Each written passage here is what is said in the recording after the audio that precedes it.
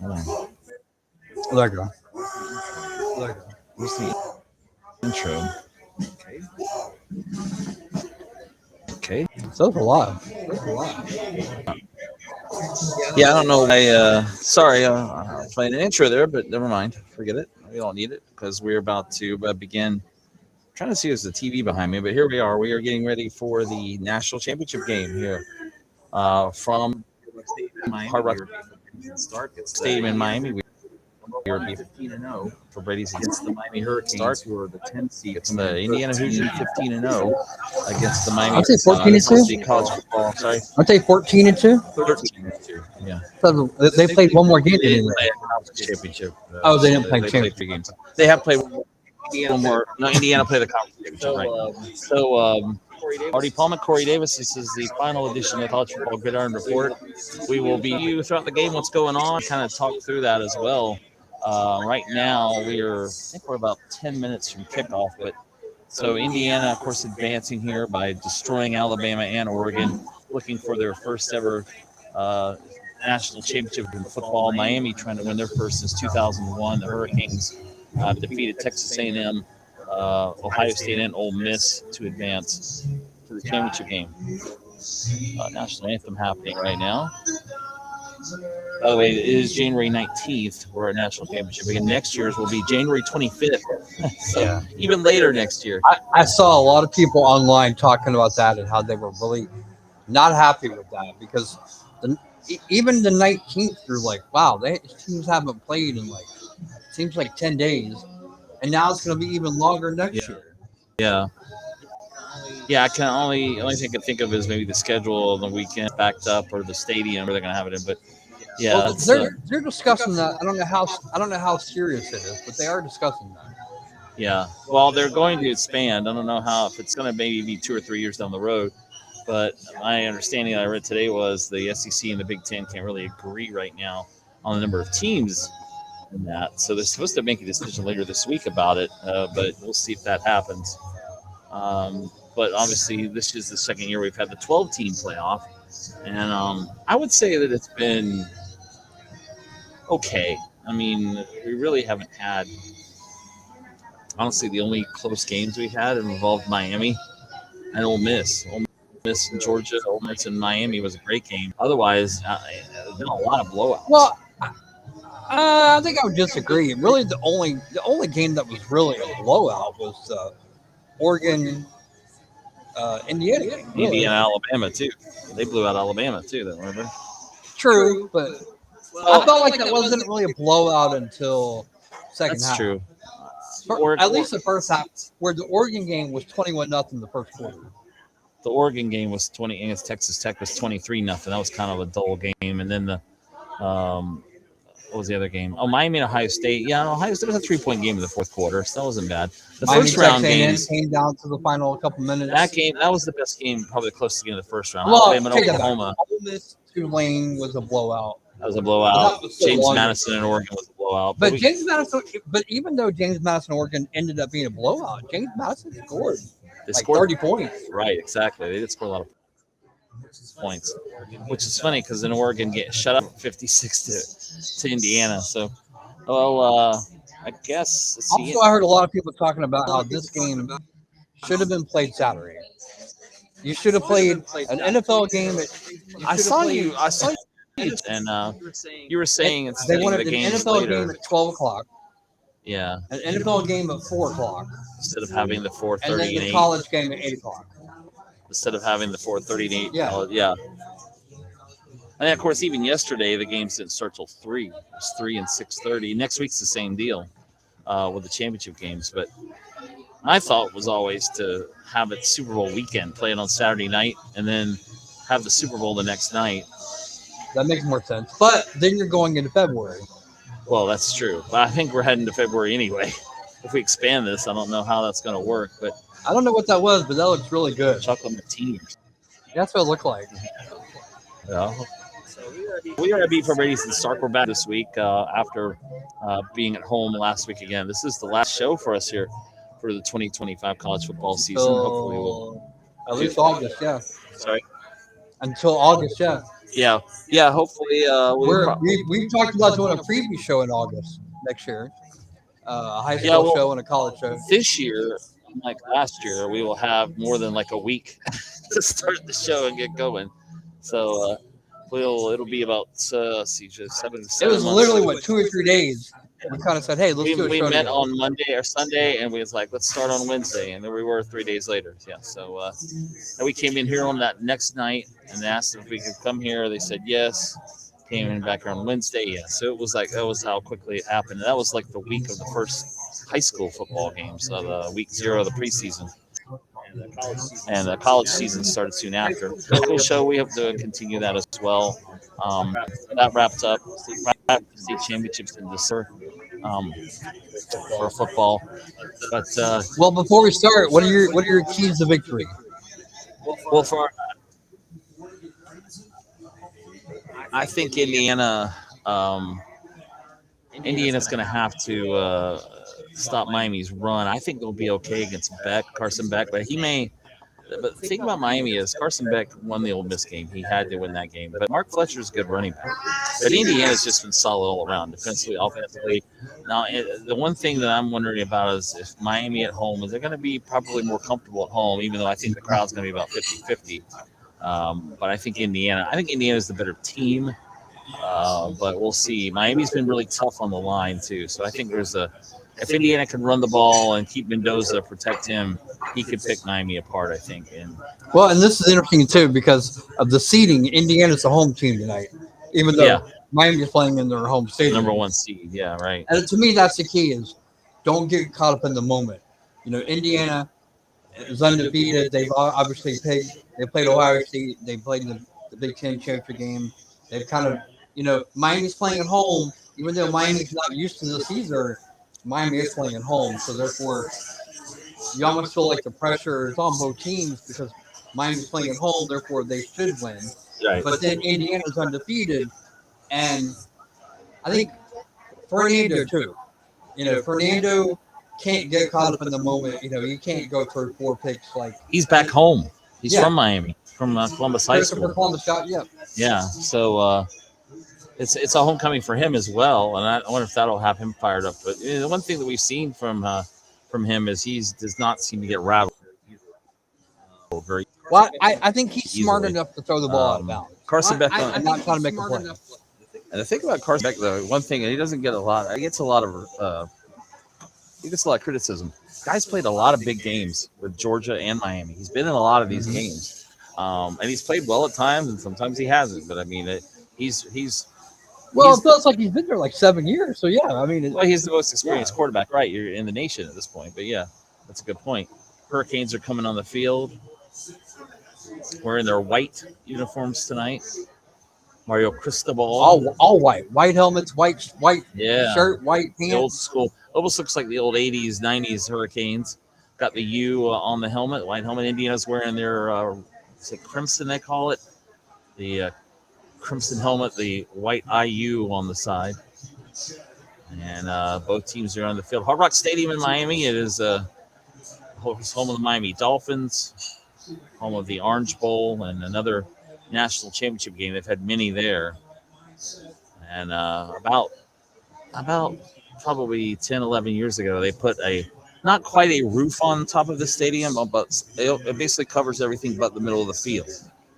So the fans are covered if it's rain or if it's an afternoon game, if the heat's there. But by the way, did you hear how much tickets are going for in this game? I heard something about 10,000. Yeah. And that's crazy. I mean, this is fun. Now, they say they were dropping every day as we got closer, but still, the tickets for this game were way in place. I don't know if I would pay that much for the Super Bowl, honestly. Oh, it depends. If the Jaguars are in it, yeah, maybe. But $10,000? I mean, if the Jaguars had never been there, that's probably once in a lifetime thing. Yeah, I might do that.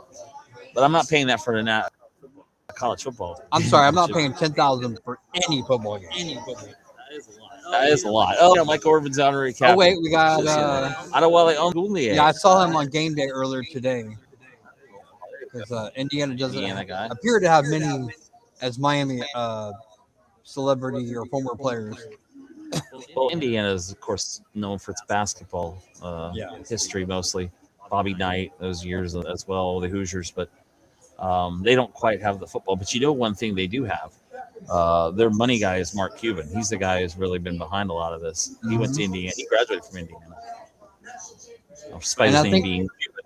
I think this is the first, obviously, basketball won the national champion. They went undefeated in the 80s. 80, 81, I think was Indiana, 76. Yeah, they went 76. last undefeated team in college basketball. Yeah. The other team, I believe, the last time that Indiana won any kind of national championship was men's soccer. Yeah, that sounds right. Indiana's not really a good athletic program. Typically, they're not good. Obviously, in football, I mean, look what they've done in football the last couple of years. But you don't really hear about their baseball team was a few years ago. I remember, but yeah, they I won the think Big they Ten. made I the College think. World Series too. Yeah, but that hasn't really been that consistent either. So, And of course, like Miami coin toss has happened. with football and baseball. That's the premier programs. 5 football titles, trying for their 6th tonight, and they've won 4 College World Series, 82, 85, and then 99, 2001. But Miami, though, lately with their baseball program has been surpassed by Florida and FSU in this state, no doubt. Even though they still have more College World Series titles than Florida has one, Florida State has zip still. But, and speaking of that, that reminds me, baseball season is coming. So college baseball will start in about 3 weeks. And as we were talking about earlier, JUCO baseball and softball starts this week.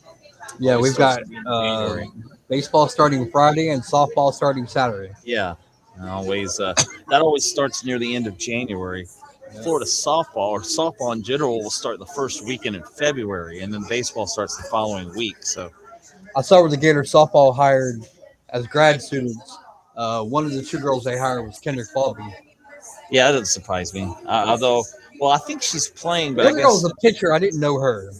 I have to look that up. Kendra Falvey just graduated last year. I figured she'll play still a little bit, but well, she's only doing it because when the season ends, she's going into the professional league. So yeah, because they don't play this time of year. They play in the summer and right. All right, let's see. Boy, it's packed there. Looks like. You see a lot of, it's kind of hard to see, but it looks like a lot of red. I was told today it's early in the NFL. It's going to be close to 50-50, maybe 60-40 even Indiana. I mean, that's the one thing about Miami, though. They don't have a huge fan base. I mean, they have a loyal fan base. They have a fan base that's maybe annoying. It is annoying. But so Indiana going to kick off. Miami will receive here. CFP National Championship is underway. Returnable at about the 1-yard line. We're just a play-by-play up to the about the 28-yard line. Indiana on the return. It's Miami on the return. Sorry. So first play. Usually I think it's orange, but yeah, sorry, Indiana. Miami kicked off to Indiana, so Indiana will get it at the. Wait, am I right? No, Miami kicked off. Sorry. So first play, we're thinking run, pass, trick play. I think they'll go deep here with Beck. See if he can get it going. So sorry, Miami will start from about the 28. Boy, the Indiana fans are loud there. Again, Indiana in the red and white. Good, because don't give them a home field advantage. Miami in their white uniforms. Getting right to left here in the first quarter. Nope, it's a handoff to Fletcher. There he goes. Not surprisingly, because good game. Miami's done really well running the ball throughout the playoffs. Yeah, and that's one thing that we've seen about Miami this year. They have really, and that's how Mario Cristobal's built this team, really tough on the lines. Their offensive line has been beating up teams in this playoff. Fletcher is a good running back. He gets nearly 10. He got 9 yards, so it's only 2nd and 1 now. First play of the game. Of course, Mark Fletcher is her main tailback. It's been cool to see his mom at every single game. Now she didn't have to go far this time. Right, it's true. She traveled to College Station. She traveled to I think one thing that's funny about that is throw out to the right. There's a first down. That's Tony. Malachi Tony gets to around the 45, 43. So a first down for Miami. What'd you call him? Miami. Okay, I thought you said that. and Missouri and Miami. It's weird to see 21 on defense. I saw this thing that said it was done by numbers. We got another handoff here of our Hurricanes, and he only gains about 2 yards. Fletcher again picks up a couple of yards there. But somebody tweeted out on Facebook or social media about the numbers and how certain positions are allowed to wear a certain number. And it's all a change now. Because back in our days, I had to wear 70s for my position. Now I can wear 1 if I want. Okay. Didn't realize that. Of course, Carson Beck out of Jacksonville, Mandarin High School. He is a 6th-year redshirt senior. That's not something we used to hear. Now he's rolling right. Waits, throws on the run, and out of bounds. Incomplete, yeah. So it'll be Not 3rd and much 8 of a pass rush there for the Hoosiers. But Carson Beck, listed on the Miami roster, 6th-year redshirt senior out of Jacksonville, Mandarin. And, of course, played at Georgia for 4 years. Started for a couple of those years before he was left after last season. Gunnar Stockton took over at Georgia. So 3rd and 8 for Miami and around the. Remind me to tell you a cool, interesting story about Carson Beck as we progress. Interesting story came out. Well, and pass is caught, but only about 2 or 3 yards at the 48. So it'll be 4th down. We'll see what Miami does here. That's 4th and about 4 or 5. Punt, Miami punt.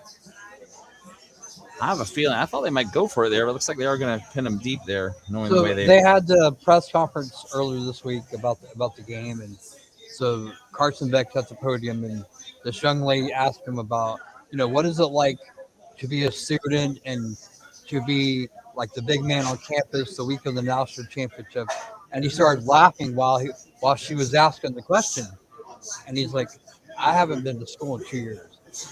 Carson Beck said that? Yeah.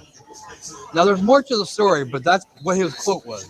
Fair catch at around the 5-yard line on the punt, so Indiana will start deep. Apparently, he's in between degrees.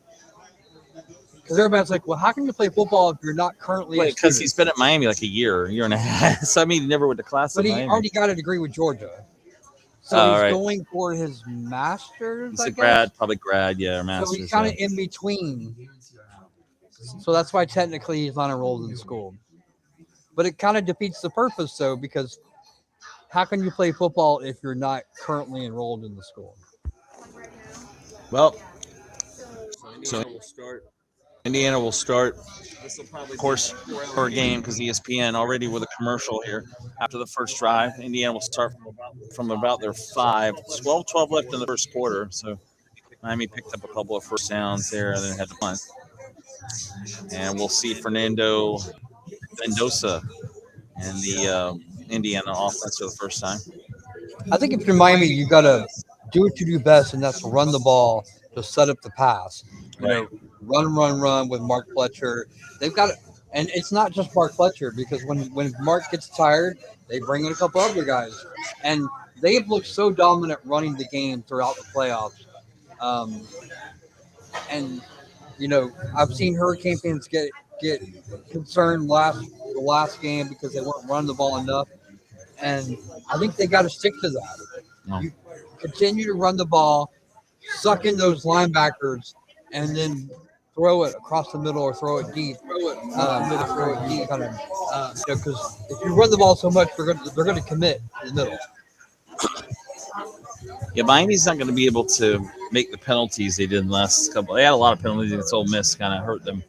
And you're right; they're going to have to figure out a way to get to Mendoza. In Indiana, if you know that last game, it's Oregon.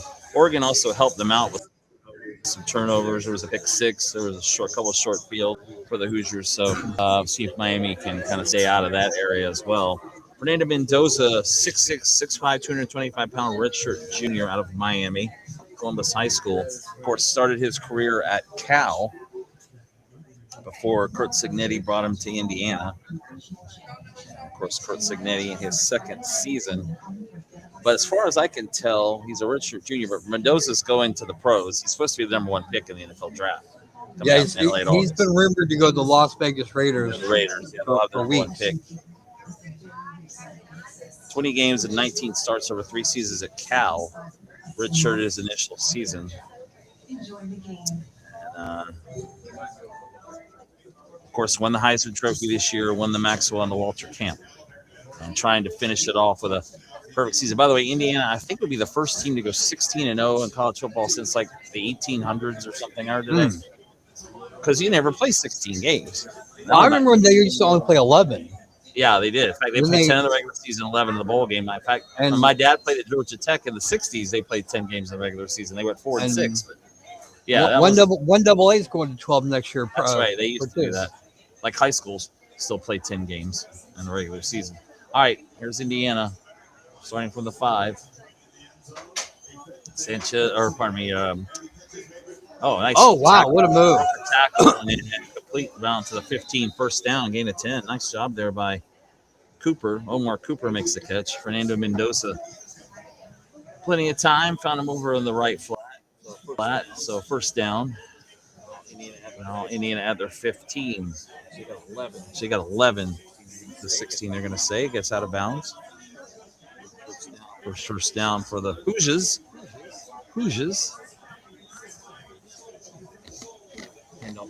Handoff here. Not much there. It's maybe a yard. Interesting. I'm looking at the Indiana stats, and Fernando's had a heck of a year. It kind of came out of nowhere. He was 257 of 352 for 3,349 yards, which is a 73% completion percentage. 41 touchdowns, only 6 picks, and only been sacked 22 times. The next guy in line, I wonder if he's related to him, Alberto Mendoza.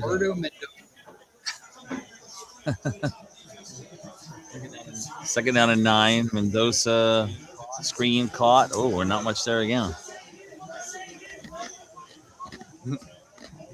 Roger over there. Late hit. So not out of bounds. No gain, really. It's going to be third down at about 9. One player to watch out for is also tailback Roman Hernby. Run for 1,060 yards and 7 touchdowns. Also, Keelan Black, who's run for almost 1,000 and 10 touchdowns. Indiana's got 33 rushing touchdowns and 46 passing touchdowns. Got to convert 3rd and 8 here, though, from their own 17. Mendoza's in trouble, rolling right. Throws him down the sideline, just threw it out of bounds. Smart thing to do. Miami got pressure on him that time, so Indiana going to go 3 and out on their first drive. Jason Taylor's fired up on the Miami side. Of course, he coaches their linebackers. Jason Taylor, former Dolphin Hall of Famer, New York Jets and Redskins as well, but mostly his career with the Dolphins. By the way, a few years ago, he was coaching St. Thomas Aquinas. He was there for a while as an assistant. Michael Irvin? No, Jason Taylor. No, Michael Irvin's never coached a day in his life. I don't know. I don't think, at least. Well, he actually Michael Irvin's busy coaching at St. Thomas. Which I think I know that man's retired, probably doesn't have much to do. Oh wait, we got a front return. Turnable to 35 up to about the 42. But I always thought that was He's cool when basically you go to state finals and St. Thomas was there, and you'd always see Michael Irvin on the side. By the way, there's a flag on the play. True. We had a flag there as a return. That was. But you'd always see him on the sideline at St. Thomas game, and now you're seeing him on the sideline for the Hurricanes game. It's got to be a block in the back. Yep. Royer Cristobal is not happy. Didn't we pay you enough?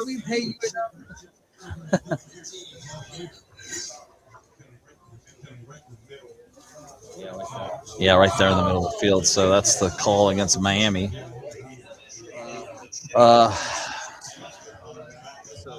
So it's funny. I was looking at Indiana's history.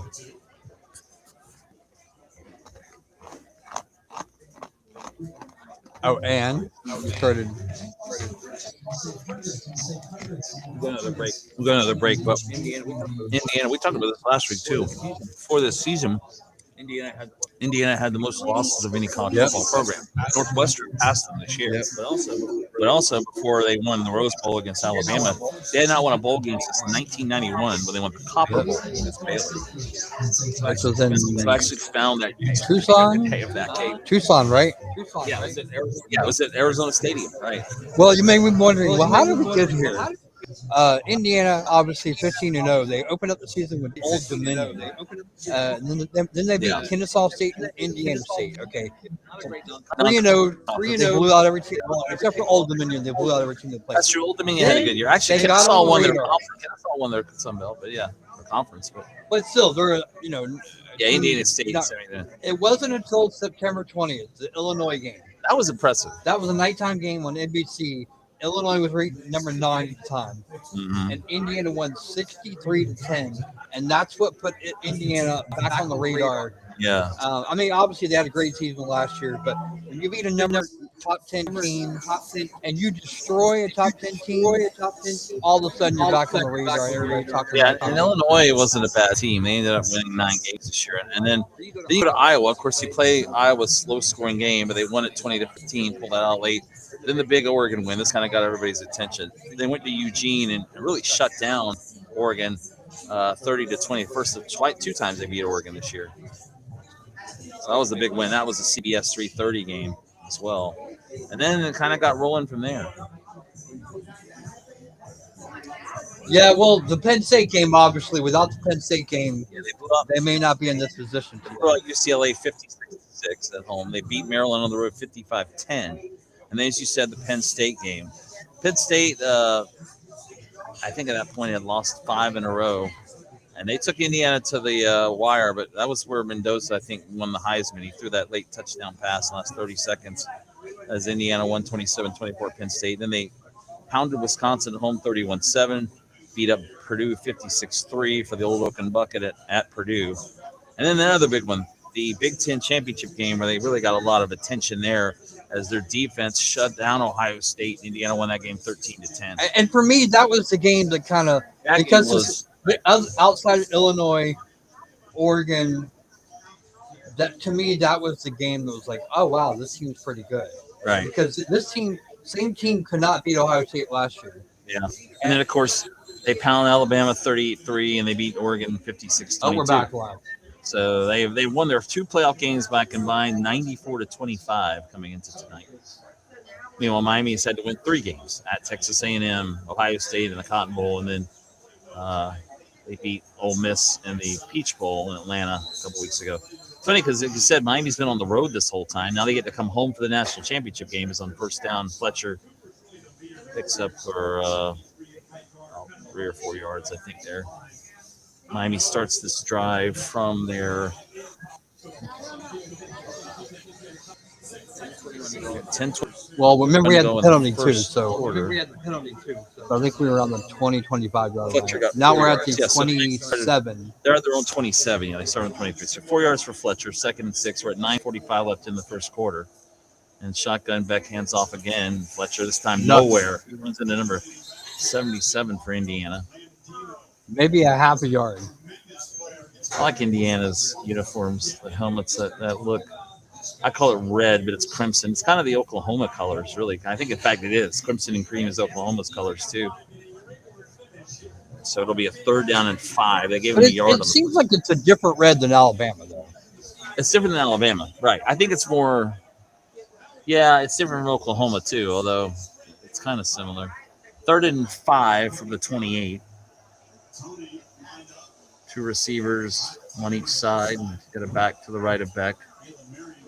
Beck has time. Goes over the middle. Ooh, broken up. Knocked incomplete. away. That's 42. Nearly picked off. Good Wow, defensive he had play there. so much protection, so much time. Moore pocket. breaks it up.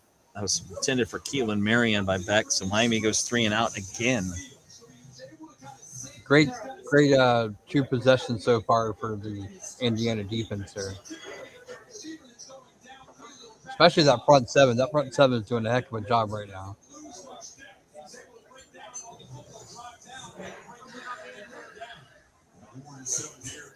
We're about 8:54 in the first quarter, still scoreless here. as Indiana will get their second possession of the game. Punt there, and fair catch called at about the 29 for Indiana. So they'll start, or the 28. It's 29, so we'll start there. We have 8:38 to go in the first quarter. No score. The NFL draft will be in Pittsburgh this year, like in April. Pittsburgh doesn't have a head coach right now, so Let's see. Swami says, with the first pick in the 2026 NFL draft, this guy, the Las Vegas Raiders select Fernando Mendoza. the guy Okay, walking on all the right. field right now, yeah, for Indiana, right? Fernando Mendoza. We'll see him in a few months at the draft. Players to win the Heisman National title and be drafted first overall. Oh, I missed that list. But one thing they did change about the draft this year Joe Burrow was one of them. is Tom Brady on the sideline. Is they changed the amount of time you have now for the first pick. They have for the first round. Yeah, first round, first pick. Oh, okay. What do they cut it to 5? Well, Yeah. okay. All right. So Indiana starts from their 29. Mendoza's got time now, rolling right, some pressure coming. Now he's in trouble. Still rolling to his right, still rolling towards the sideline. Throws on the run, and it's incomplete. Knocked away. Off the sideline. We got a flag on play. Holding on to Indiana. Well, right now, early in this game, Miami's pushing Indiana around a little bit, and they're going to, as you said, get a hold on the. Yeah.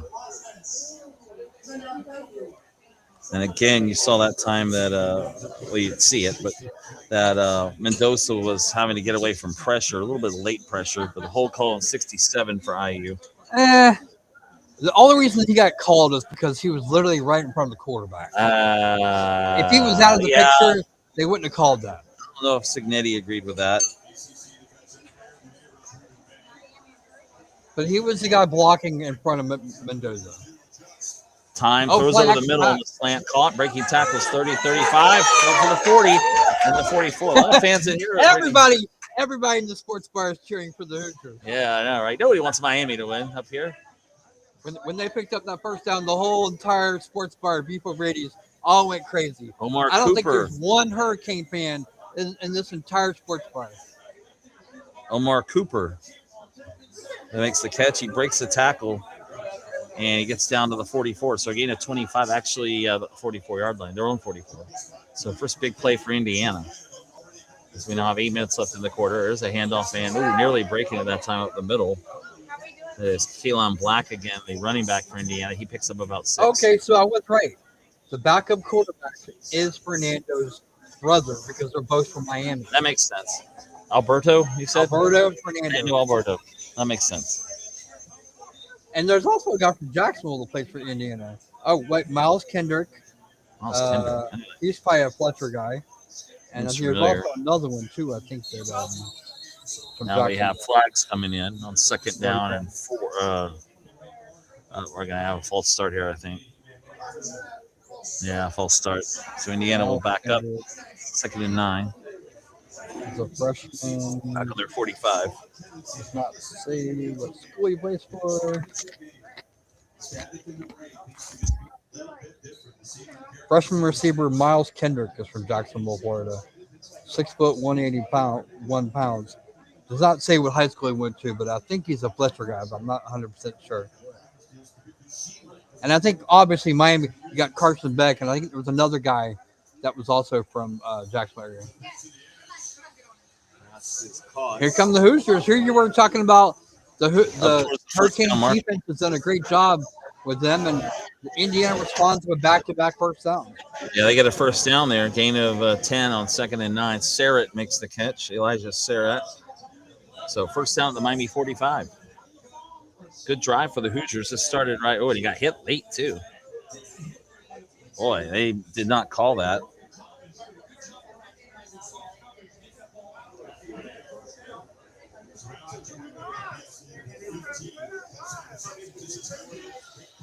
And that time, a short gain for Hemby. Roman Hemby gets 3 out the middle. 2nd and 7. We're now down to 6:30 to go here in the first quarter. No score, but Indiana is driving.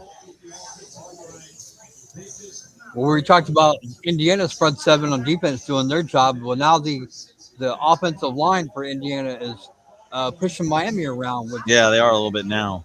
able to run the ball and throw the ball.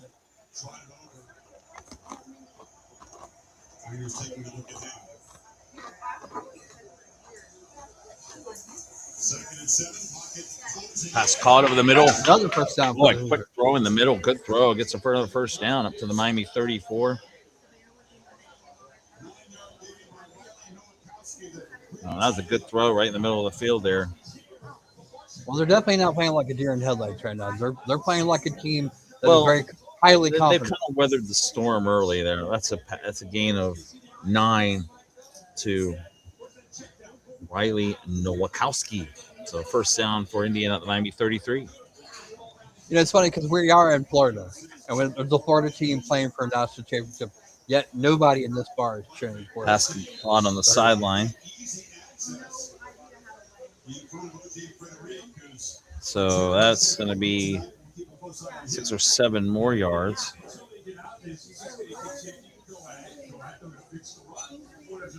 Well, you know, Mendoza in the Peach Bowl, I think, was 25 of 28 or something. He threw 5 touchdowns.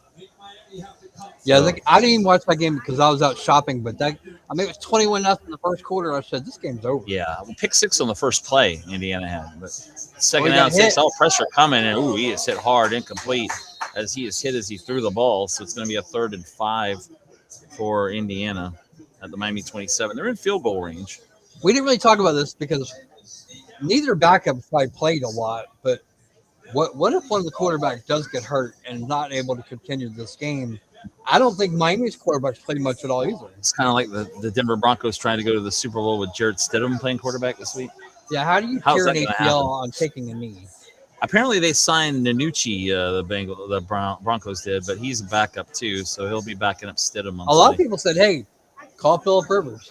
Oh, nice run up the middle. First down. Took on a hit, and that's Black for 7 on 3rd and a first down. Nice call there on 3rd down and about 5. Black took a hit and went up the middle, got 7. That offensive line is just manhandling Yeah. Hurricanes right now. But I will say this, there is one woman working here today that's wearing a Hurricane shirt, so she's obviously cheering. Now remember, we're in North Florida, not South Florida, so a lot of Gators, maybe some Seminoles around here, but not a lot of Hurricanes. And neither team is rooting for the Hurricane anymore. But do you think Purdue is rooting for the Purdue and Notre Purdue's Dame? rooting for Miami. Yeah, probably rooting for Miami. Gain of 2 on first down for Black. They're in the red zone now. Indiana at the Miami 18, 2nd and 8. We're now down under 4 minutes in the first quarter with no score, but the Hoosiers, big drive. Oh, Mendoza went down that time. Oh, and again, they hit it helmet to helmet. That's missed it. Clearly a penalty right there. That's twice now they've hit him. 2nd and 8, quarterback draw, and he gets about 3 yards.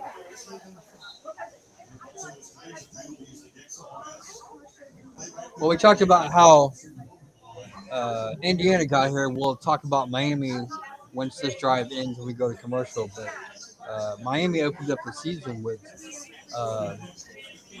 what ended up being one of the games of the year that actually decided the playoff bracket.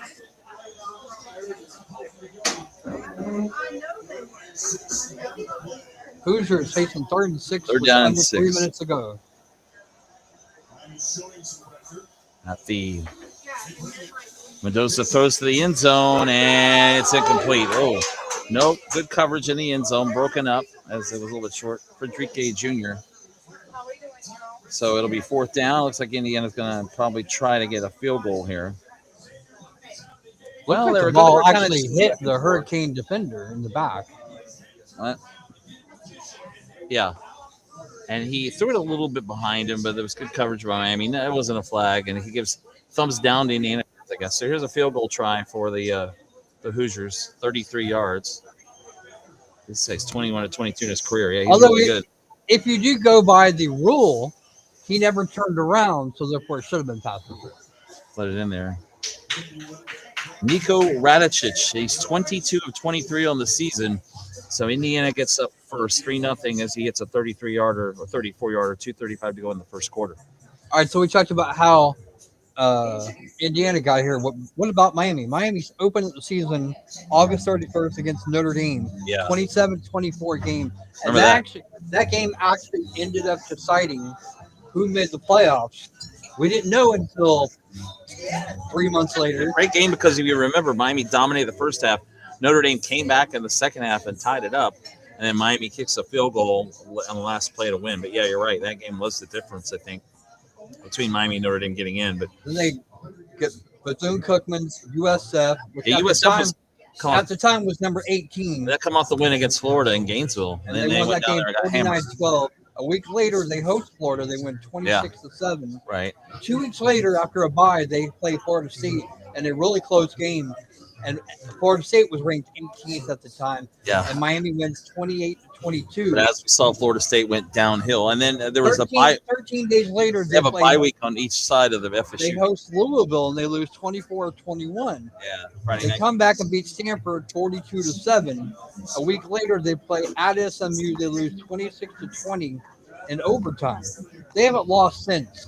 They followed that with a win over Syracuse, NC State, Virginia Tech, and a really good Pittsburgh team to end the regular season. That was 38-7 at Pitt in the last game. But then they were unable. They did not win the ACC. They didn't get to play for the title, so they went straight into the playoff. They beat went on the road, beat Texas A&M. It was a great defensive scoring game, 10-3. They play Ohio State in Dallas, win that one 24-14. And then most recently played Ole Miss in the that was Fiesta Bowl. Sorry, Fiesta Bowl. Peach Bowl was Indiana, Oregon. Yeah. Right. In And Tempe. what a game that was. Yeah. Ole Miss nearly. You thought they were going to come back and win the game. They drove down to the 20 after Carson Beck scored with like 18 seconds left, and Ole Miss wasn't able to score, and Miami survived, and that's how they got here to the championship game. Winners of 1, 2, 3, 4, 5, 6, 7 in a row. 7 in a row.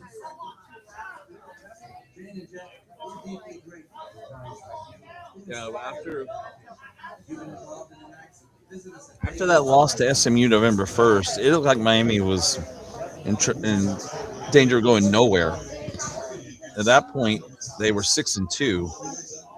But as you said, they won 7 in a row since. They were able to get in the playoff, even though that wasn't for sure until the day of they announced it. Nobody really knew if Miami was actually getting in. There was a thought Notre Dame might get in. Alabama did make it in, but they both made it. Cignetti's not happy. Well, and it literally came down to that Miami Notre Dame game because those were the last teams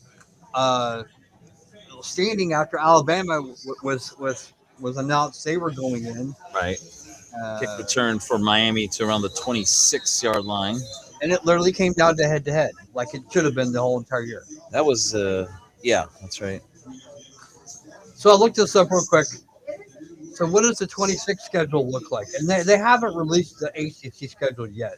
So it's only a partial schedule. But they open up September 12th at home against FAMU. 2 weeks later, back home again, Central Michigan. Wait, September 12th, you said? Again, this is not. Oh, not as partial. 100% out yet. Okay. They haven't. ACC has not released their schedule yet. Right. The 3 games we do know. Those 2 I just mentioned, and November 7th they will go to Notre Dame. Now we know they will play Clemson at Clemson, Boston College at home. Yeah, sign me up for that Notre Dame rematch. That's going to be FSU at home, Pitt at home, Virginia Tech at home, at North Carolina, at Stanford, and what's going to be another big game at Wake Forest. They don't have Georgia Tech on there again, or is that still not? Yeah, they didn't play them this year either. The big games will be Wake Forest, maybe Duke, Pitt. North Carolina, Virginia Tech, no. Boston College, no. Clemson, maybe. But although Clemson did something that they never hardly do, and they hit the portal. I should have probably what I should have done is got together a score bug. We should have put it on to update during the game. Could have just kept put the score up. But I'm sure if you're watching this, watching the game. Yeah, we don't need a score bug. Yeah, I know. It's like that. So, well, we got 2:30. I think 2:36 to go in the first quarter. But another 2:27. We're at another TV timeout here. So, what was your thought on the? We're going to talk NFL again because I could see the replay of Buffalo Denver's on. What was your thought on that play in overtime? Was that an interception? Was that a catch? For The Bills and the Broncos game, I did not watch it at all. So you didn't see? You didn't hear I, about it? Oh wow! I watched the Rams. I've seen the highlight of it. Oh, that's what I mean. What did you think of that when you saw it, or did you? Well, I mean, I saw it on highlights. I didn't see it live, but Okay, well, the Bears play. How about that on fourth down? Where what a hell of a play that was. that was what a throw. I actually He went missed that 25 one. yards backwards. I didn't start watching it till they were in overtime. Oh, that was right before that. But to me, if you're the Rams, all you got to do is stay in front of the receiver, and they didn't. He got behind him.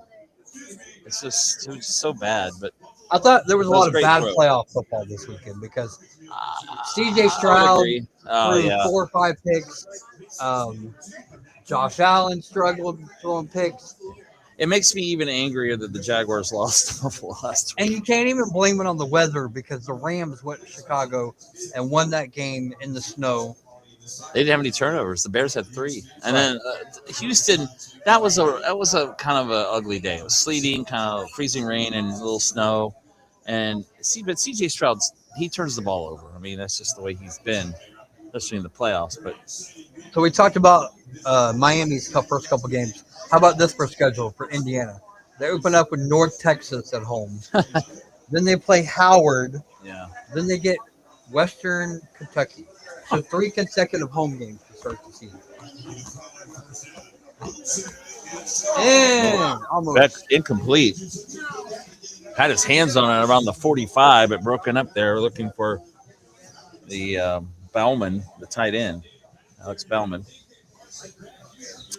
Beck was tipped though by the Indiana defender and nearly caught, but then tipped away by number 7 for IU. So they had two players getting their hands on it. So second down. Again, this drive starts for Miami at their 26-yard line. Second and 10. We're 2:31 left first quarter. Indiana leads Miami 3-0. Beck going to the sideline. Ooh, nearly picked Knocked off. away.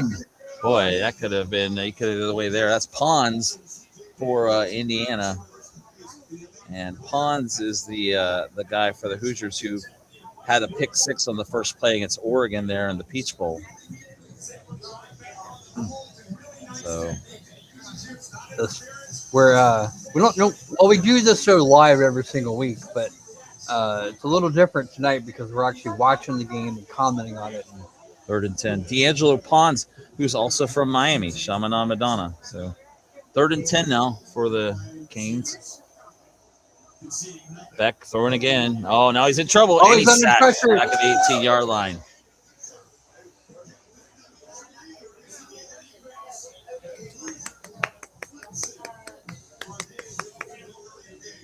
So Beck is sacked.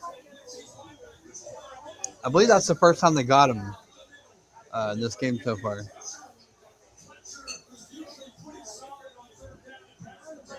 Yes, like I said, the ESPN commercials are pretty long here. It's going to be a fairly long game, probably. Well, we're only a minute and a half left, under 2 minutes left in the first quarter. The ball will get touched around the 26-yard line. So Indiana will start their third possession at the 26 or 27-yard line. Yeah, so punt there by Miami. They go 3-0 again. Indiana's defense doing a good job so far. They'll get the ball back with a minute 29 to go in the first at their 27-yard line. 54-yard punt that time for the Hurricanes. Well, it's funny because it's probably right now, I think it's probably already about 40 degrees here. And, it was 35 when I was coming in. Yeah, but in South Florida, well, it's kind of cool for there. It's in the 50s, high 50s. That's a cool night down there. So, Indiana might here's like what that I was weather. told, though. The closer you are to water, the warmer it gets. Now, I can't explain that one. You're supposed to get more breeze. Oh, there's a handoff, nowhere to go that time for Hemby. He loses 6 yards. But see, to me, that doesn't make sense because there's usually more of a sea breeze as you get closer to the coast. But When I go to Fletcher for a game, 7. it's always colder Really? because it's closer to the Oh water. yeah. No, I agree. Who said it's warmer? Different people have said that. Nah, I don't know if that's true at all. Well, so loss of 6 now is Indiana going backwards a little bit, back to the 22. Loss of 2nd and 16 or from the 21. And Hemby will not much there either. Maybe a yard off left tackle. It's going to be 3rd and long, 3rd and 15 or so for the Hoosiers. We're down to 50 seconds left in the first quarter. Been a pretty defensively dominated first quarter. I think we're still in the Feeling each other out here. period where, you're trying to fill each other out. By the way, I assume there's still the official college football figure of the college football playoff. Modelo. Yeah. I tried one recently. It's not my favorite. I did not care for it. Not my favorite, no. We're not. It's not one of our sponsors, so we can say that. But yeah, Modelo is a sponsor of that. Mendoza screen caught.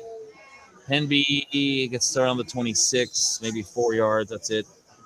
4th down, and Indiana got to punt it right back, and that'll probably bring us to the end of the first quarter. In fact, it will. So Indiana will have to punt when we return. They'll switch ends, and Miami going to get it right back. So 3-0 Both teams Indiana. have had the ball 3 times, and with the exception of Indiana getting a field goal, that's pretty much been a. Yep, 3-0 our score at the end of the first quarter. I almost wish we had commercials too to run during these commercials, but total yards through the first quarter, Indiana with 83, Miami with 18. First downs, 5 for the Hoosiers, 1 for the Hurricanes, 2 of 15, 2 penalties, 15 yards for Indiana, 1 for 10 for Miami. Third downs, Indiana 1 of 4, Miami 0 for 3, and Indiana had the ball for 9:38 to Miami's 5:22. So the line ended up being 7.5 coming into this game for Indiana. It was an 8.5 all week. Yeah, I mean, I guess that's not surprising, even though the game is in Miami, but Indiana's the number 1 team. So, well, yeah, this was a big weekend, and obviously in pro football, the NFL season coming down this one game. But between that Buffalo-Denver game, you mentioned that Rams-Bears game last night, though. It's almost as if you'd expect the Bears to just do that in the fourth quarter every game. They do. Every time they do it, they think you're going to win. And it's like last night, they just their match ran out. Well, I think the Bears should have won that game because they were driving for a potential game-winning. Should have run the ball some more. And Caleb threw another pick. Yeah, he did, and that was. And the Rams drove all the way down the field and went down and kicked the field goal. And Stafford wasn't great, but he was at times when they needed to drive, he got it done. So I don't know. That's what we got. AFC Championships, NFC's Rams, Seahawks. AFC is Patriots, Broncos. I think Rams, Seahawks. Last time they played was one of the best games of the year. The Rams blew like a 2-touchdown lead in the fourth quarter. I think the Rams can win that game, but the Seahawks in Seattle. And they just hammered the 49ers. I like both home teams in the game. Well, I don't know if I can take Denver because they're playing with a guy who's never played quarterback. That's the problem. The Patriots are on the road. I think the Patriots win that game unless Denver's going to need some turnovers. And they're going to need their defense is going to have to win it, I think, because you're going to have a quarterback who is barely throwing the ball. That's why I like the Patriots the way they've been playing, but. I think the Seahawks win too. Although I think again the Rams are good enough to beat them. But the one thing about the Rams is though it seems like they choke away games sometimes, so they should win. They nearly did it yesterday. They did it in Carolina. They lost that game to Seattle. So but the Seahawks look like a team to beat. Really. Yeah, they're going to be pretty much unbeatable. Well, there's only one more home playoff game, but yeah. Well, the Super Bowl's in Santa Clara. It's really a tough place to play because the weather is so unpredictable there. The Seahawks, I think, are the favorite to win it now, though. But yeah, against either the Broncos or Patriots if they win. You think the Broncos win even with their backup? Yeah, I do. I feel like they have home field advantage. I don't trust the Patriots. Really? I know that they won. I did watch part of that game. It's funny you say that because I actually picked Houston to beat them this weekend. Yeah, me too. A little bit, yeah. Because I originally picked defense. Yeah. Originally, I picked Chicago, New England, which I was close. Had Chicago won, would have had pretty close. Hunt is returnable, 28. No, that's not much there. He's trying to get away, and he does.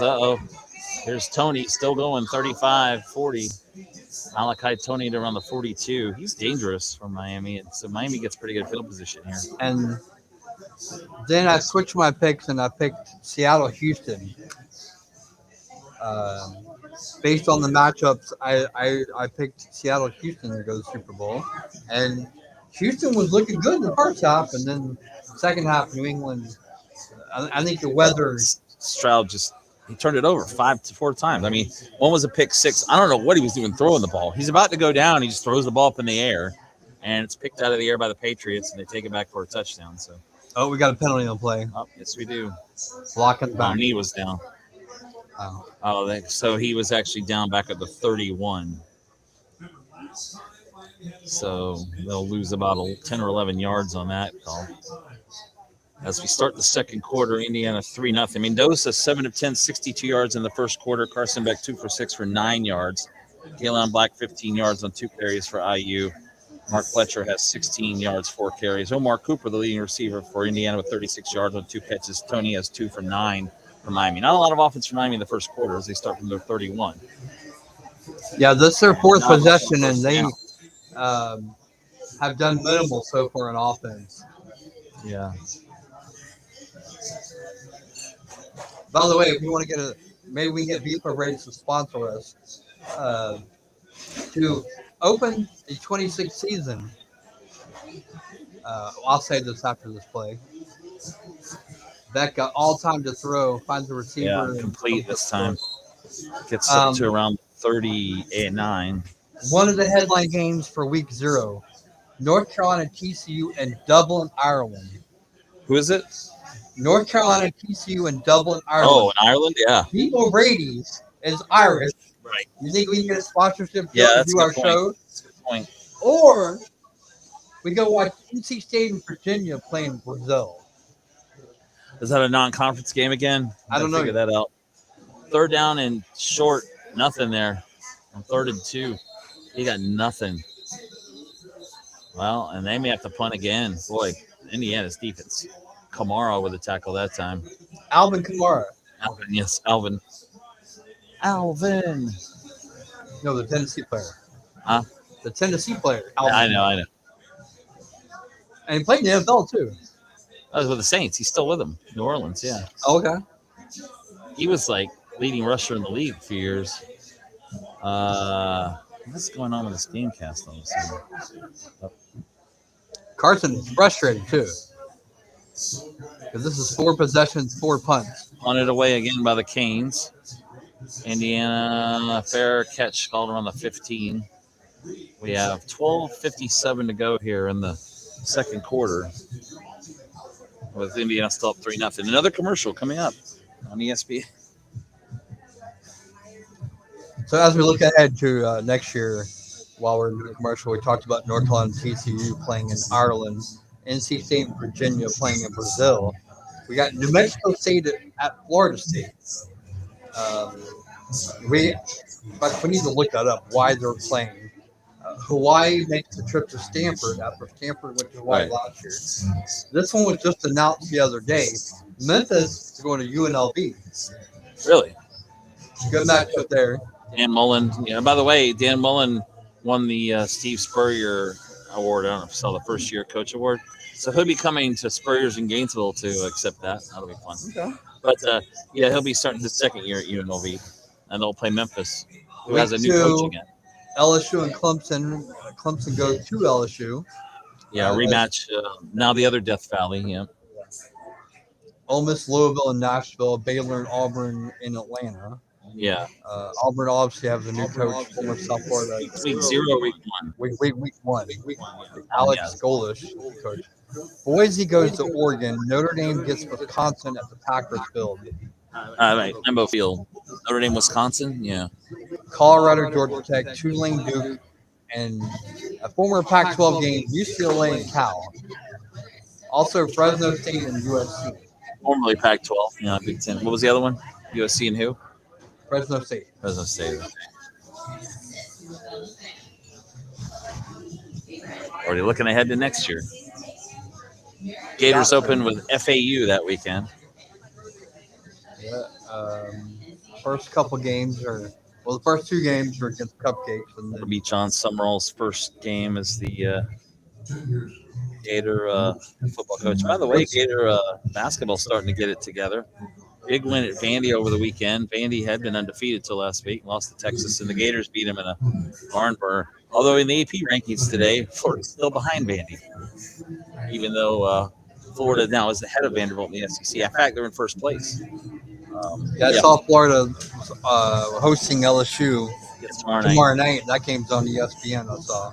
Yeah, they have LSU tomorrow night, Auburn at home, 2 home games this week against 2 teams who they should beat. LSU's been struggling. They knocked off Missouri over the weekend. Auburn, with Stephen Pearl taking over Bruce Pearl, they've kind of struggled as well. But speaking of the new football coach, he gave the Gator gymnastics team a shout out the other night after they beat Alabama at home. Yeah, quite a way to start the SEC season. Florida's ranked number 1 right now in gymnastics this year. They, of course, they usually make it to that Super 6, so they call it.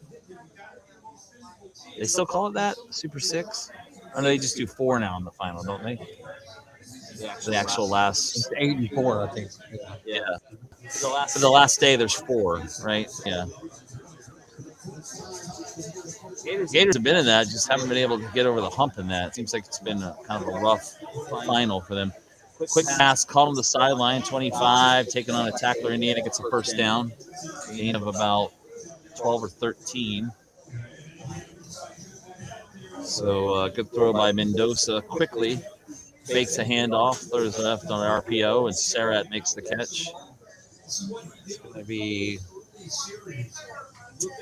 Not sure where he actually went out of bounds. It is a first down either way, though, for IU.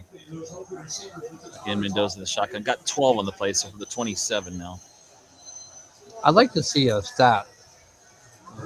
Quick throw. Ooh, incomplete. It shows the first downs because I'm sure it definitely favors Indiana in first downs. Yeah. Great coverage there by the Miami secondary. A questionable pass interference call. He was kind of all over him.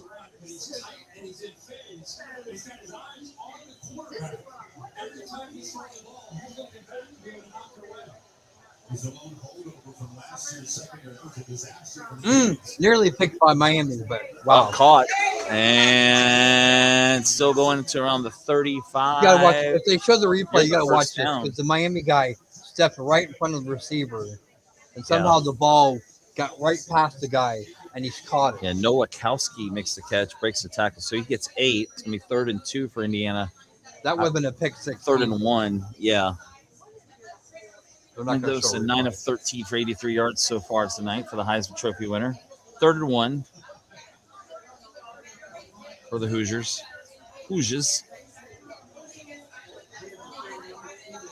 Hear the crowd getting loud there on the Miami side, of course. From their 30. First down again. And first down. The run off right tackle picks up about 5. That is Kalen Black. It's kind of like that Ole Miss game where back and forth. A little slow. Yeah. Second half really picked up in that game, too. That ended up being a really good battle between Carson Beck and Trinidad Chambliss in the second half. Now, 7 first downs for IU, only 1 for Miami so far, but it's only a 3-0 lead for the Hoosiers. Handoff, and not a lot that time, going off left tackle. Gain of a yard for Hemby. Yeah, busy day today, NBA and NHL this afternoon because of MLK Day. A lot of games in the afternoon today. Ooh. Oh, man, Mendoza's taking some hits. Yeah, I didn't realize today was a big NBA day. Yeah. I wonder if that's a new thing or not. They do that usually on MLK Day. Second down and 9. Again, Hemby, not much. Gets maybe 3. 3rd and 6 as we're down to 10:20 to go here in the second quarter. 3-0 Indiana. Well, the one thing Indiana is doing a great job of is they're not. It's not a lot of 3-and-outs, so they're keeping Miami off the field. Well, they Under need to convert pressure. here. 3rd and Oh, he 6. drops it. Yeah. But we got a flag. Pass interference. On the sideline, it's dropped. Pass interference on Miami. They're going to call interference on Miami. Cristobal doesn't look happy.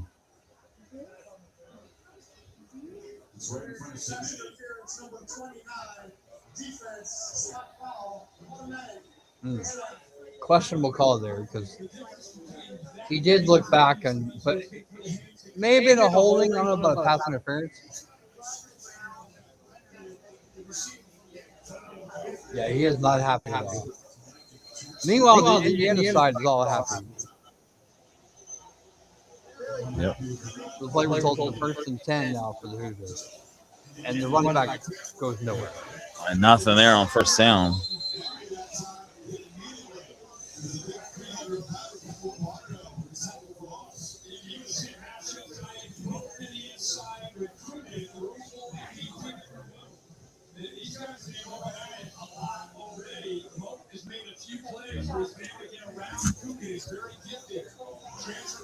So on that play, loss of 4 again for Hemby. So they are now at the Miami 49. They got the penalty at the 45. So 2nd and 14 now again. 2 receivers right, 1 left. It's a handoff again, and they're not getting a lot. They're committed to run the ball. They are. I'm really surprised by that. And I know what they're doing. They're going to try and wear them down, I think, but they're not having a lot of success with it.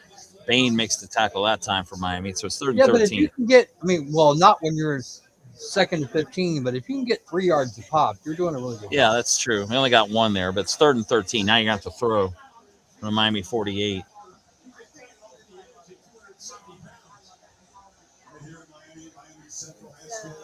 We have a timeout here. Yeah. Injury, maybe?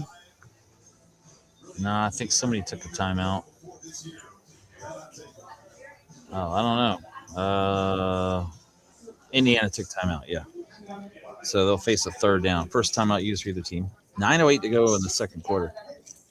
Yeah, we're getting closer to halftime, and Indiana's Yeah, it's a little still bit 3-0. Yeah. Low scoring game. Speaking of basketball, there is basketball right now. The Detroit's playing looks like Boston.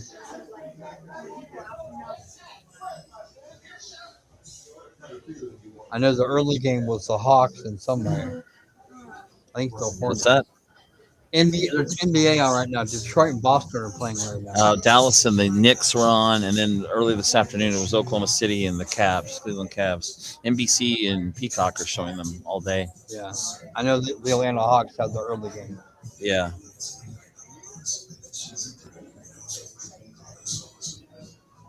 By the way, I was looking at a map of Atlanta. Do you realize how many colleges there are within the same couple blocks? Because you got Georgia Tech, which is right there. Downtown. Georgia State's down there. Georgia State, Clark, Atlanta, Morehouse, Spelman. HBCU is HBCU. Spelman is a female college. Female, yeah. And and with the exception of Spelman, they all have football stadiums, and they're literally right near each other. I didn't know they all had football stadium. Oh yeah, they do play football. It's true.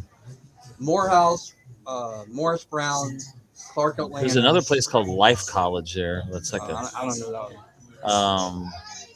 Yeah, and there's another one. I think. And a lot of those stadiums, because they're so close, were used during the Olympics. Yep, that's right. They hosted soccer, field hockey.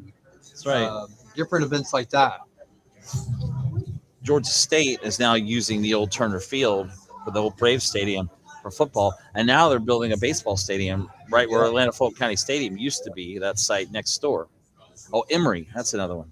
Yeah, that's a research university. That's what the hospital is. That's a medical school. We got a big year for this year in 26 because we got the World Cup is this summer. We got the World Baseball Classic coming up. Also, you've got south of Atlanta, Clayton State, just south. Of course, Mercer is in Macon, but they have an Atlanta campus. Agnes Scott is the women's college right next to Georgia Tech. I've actually heard of that one. Oglethorpe University. Life University is like a chiropractic school almost. So, yeah, you're right. There are a lot of those. Because But yeah, Emory's the highest ranked university in the area in Atlanta. You got 3 HBCUs: Clark, Atlanta, Spelman, and all right, we're Morehouse. back live here in the Orange Bowl or Hard Rock, as they call it. Indiana's got third and Or 13. 13, yeah. And here's he Under pressure, throws. buddy. Oh, he drops it. Had a receiver at the 25. We got a flag, though. Man, he may have scored. That's got to be a late I hit. don't know if he dropped it. It was a little high, but yeah. Can't tell there. What's this flag going to be holding? Offsides. They get to do it again. 3rd and 8.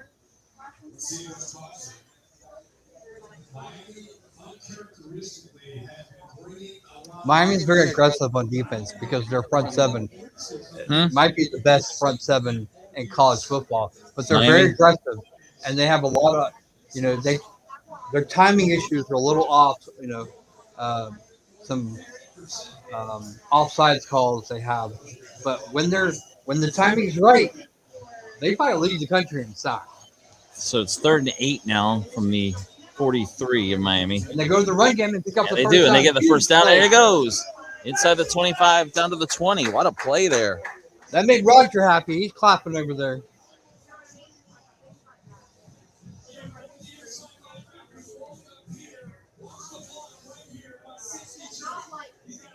Boy, that was a heck of a call. Then they throw the ball out and a gain of like 4 yards. Receiver. A quick throw there. They get right back to it. So what a play there. That was a 3rd and 8. It's a gain of 23. Oh, thank you. Okay. We're at Beef or Beatties, by the way. We're going to have to give you a commercial here in a little bit for halftime. Tell you about Beefs a little bit. They've been very nice to have us here from. Yeah, I'm we've gonna been get coming some here food since at halftime. almost every week since August. A couple weeks we weren't here around the holidays and Thanksgiving maybe, but other than that, 2nd and 7 now. Indiana at the Miami 20. So this is a big drive. Short throw, call on the sideline, 15, 10, 1st and goal down at the 5. Oh, Touchdown. they got in. He got in. They get in. Touchdown. Roger is fired up. Give him 6. And the Hurricane fans are like, what the hell's going on? Charlie Becker with the catch. And he caught that ball at around the. Oh, he went out of bounds.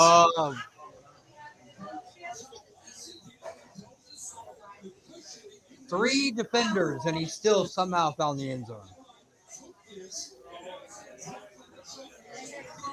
Huh? Wow. He out-muscled 3 defenders. Yeah, Becker broke a tackle at the 10. It looks like he went out around the 5. So it's probably going to come back. He got to the end zone, but as you said, the replay shows him going out the 5. So I don't know. It's not under review right now. It appears it's not under review. Now it is. Now it's officially under review. That's the one thing I didn't understand about that play in the Buffalo-Denver game. I guess they review it because it's a turnover, but they didn't. Buffalo didn't get to review it. It was just done, I guess. So, yeah, he's going to be down at the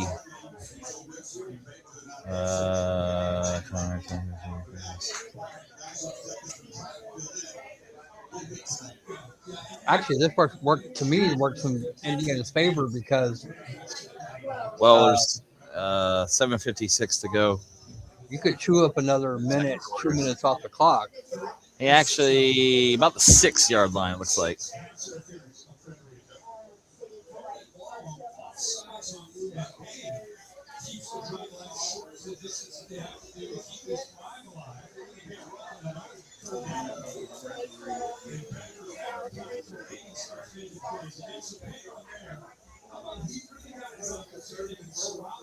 So 1st and goal after the play was overturned.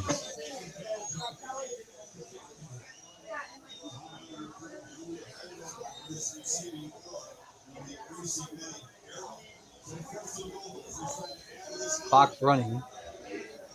And actually, they're going to say 5-yard line on the 5. Nothing there on Black on first down. They can't run off right tackle. From about the 5.5, he may have gotten to the 4.5. So it'll be. I gotta say, watching the NFL playoffs, I do not like this tush push. Everybody's using it now. Back then it was hardly. I never heard of it until USC. Reggie Well, I Bush. don't understand what the problem is. But I mean, because some if teams, that's their offense now. Like, under the goal line, yeah. I mean, I get it. or if it's 3rd and 1, It's 4th and because 1, it's almost all the time going to work. I mean, because you can't defend it. Whoever I was watching had 2 guys back there pushing. and now it's a handoff, and near the goal line, inside the 1 goes Black. It'll be 3rd and goal. Now the game cast is screwing up again. 3rd down and goal inside the 1.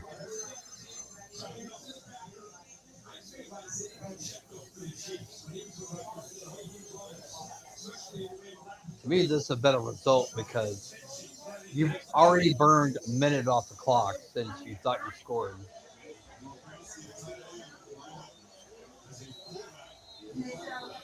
And we got a timeout. Miami. On the same page on his 3rd goal. This will be the 14th play of the drive. 14th play of the drive. Wow. Yep. As our friend Josh would say, wow. Wow.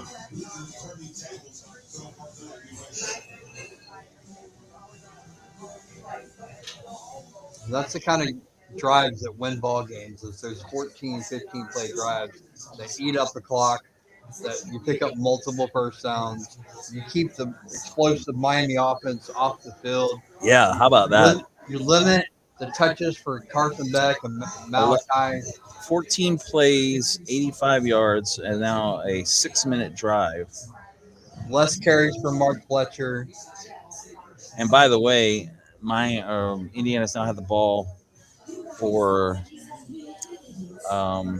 17 minutes in the game. Miami 6, 17-10 to 6-11 for the Hurricanes. So yeah, then they need to finish it off here. Now, did Miami call timeout? Is that what happened? Yeah, Miami called timeout. Okay. Yeah, there you go. Sorry. Miami used this first timeout. 6:17 left here in the second quarter.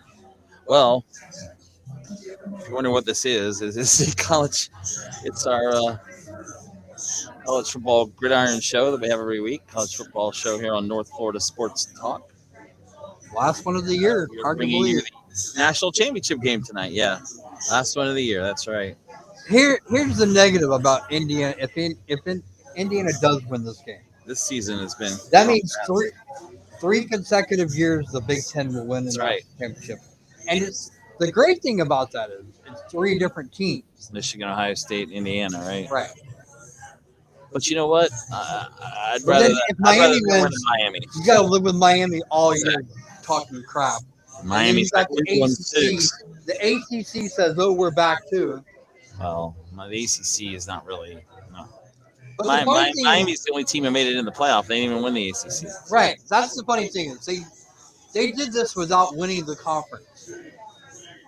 Duke won the conference, as it turns out, who was 8-5 or whatever. So. And if they change the format, Duke would have made the playoffs this year. That's true. So if they do go to 16 or eventually 24, Duke would have been in the playoffs. Right. Another thing we look forward to next year, we talked about this last week, is the Pac-12 coming back. Huh? No, it's YouTube. We have a weekly show we do here. The first hour we talk high school, and the second hour we talk college. Yeah, so we're live. We're doing the game, everything. Thank you. People wonder what we're doing in here now. Some of them are. Some of them aren't. That guy came over. Third and goal for the Hoosiers.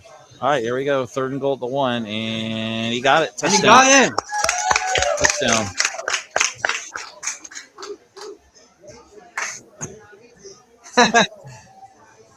Roger was clapping, and then he did the gator chomp.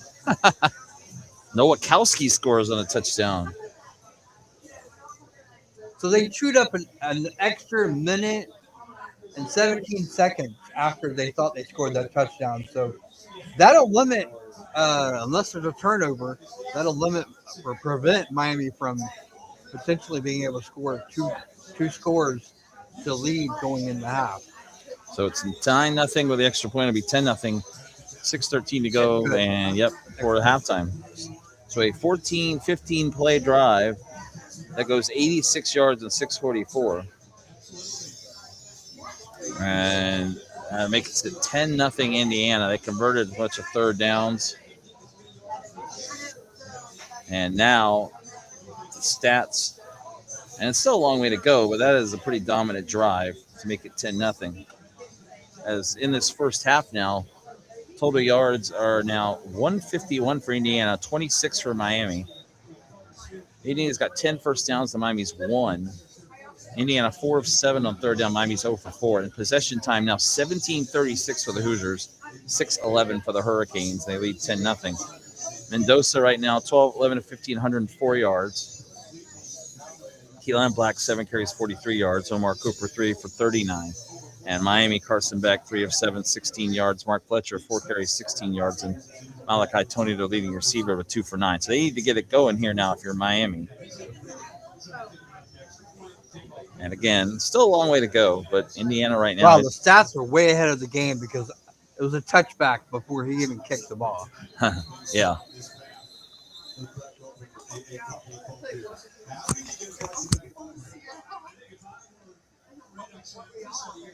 If you're Miami, what do you do? I mean, the run game really has shown some flashes, but Indiana's had a good, it's been stopping the run too. So the passing game has, shown some things, but very inconsistent so far for the first half. Indiana has been shutting him down pretty much, but yeah. Okay, touchback on the kickoff, so Miami starts from their 25. It's like Beck is in shotgun again. 32 yards going into this play for Miami. And again, trying to get someone right tackle. Good push that time. 5 going yards. Into that last play, Miami had 16 passing, 16 rushing. Fletcher gets 5, so he's got 21 yards down on the ground. It'll be 2nd and 5 for Miami at the 30.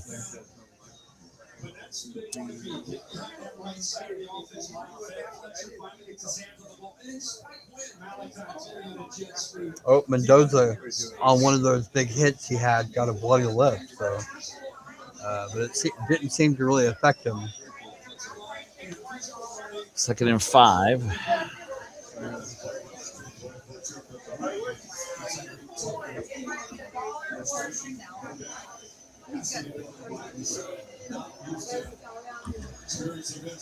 Fletcher for the gain of 4.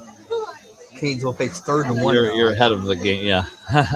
There goes Fletcher, yeah, as you said. 3rd and 1. Yeah, the Gamecast has been ahead, but I'm trying to just watch it with the TV and say it. But yeah, 3rd and 1 from the 34 now for Miami. Fletcher off right tackle. So 3rd and short for the Canes. They need a first down here real bad. Oh, he got tripped there, looked like almost. 41 total yards for the Hurricanes so far. Yeah.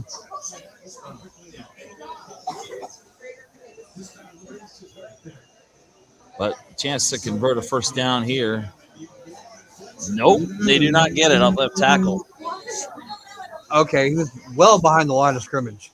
I thought for a second he got it, but it was a pile of players. Wow, again. Marty, one thing we didn't think about was halftime. Was what? Halftime. What we're going to do for halftime? Well, on the halftime show. Well, are they going for it here? 4th and 1? Wow. They are. At the 34-yard line. Wow, this is almost like desperation mode. No, they got to be trying to draw them off sides. There's no way they're going to. They're going. Oh, they're going for it. Did he get it? Oh. Oh, there's one Hurricane fan here. 99% Indiana fans tonight, one Hurricane fan.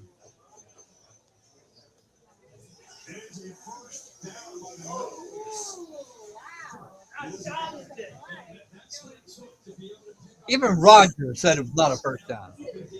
I think he did.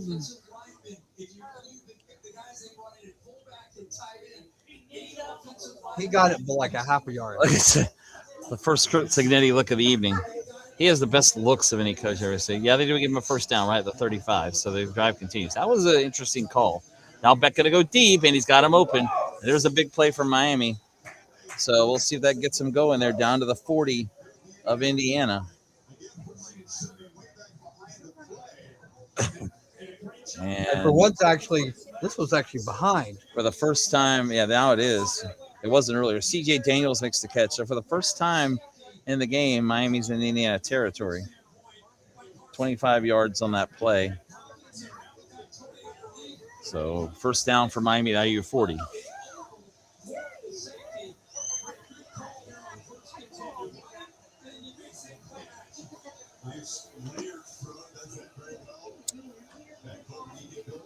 We're at 2:24 to go now. Quick pitch there to the left side. Yeah, and maybe a gain of 2, maybe. Yeah, it gets 2 yards, 2nd and 8. 2-yard pass to the left flat, caught by Tony. So 38-yard line, 2nd and 8. See if Miami. He's the one guy that scares you on this team because he can do. He's a great receiver, speedster, big, he can make big plays happen. You're right. Okay, so we're down to near the 2-minute warning is going to happen now because I don't think they're even need to run the play here. Nope, they won't. They also have 2 timeouts left. Miami does. We're in timeout. Yeah, 2-minute warning. 2-minute warning. Miami does have 2 timeouts still as well. 2nd and 8 at the Indiana 38. So 10-0 Hoosiers.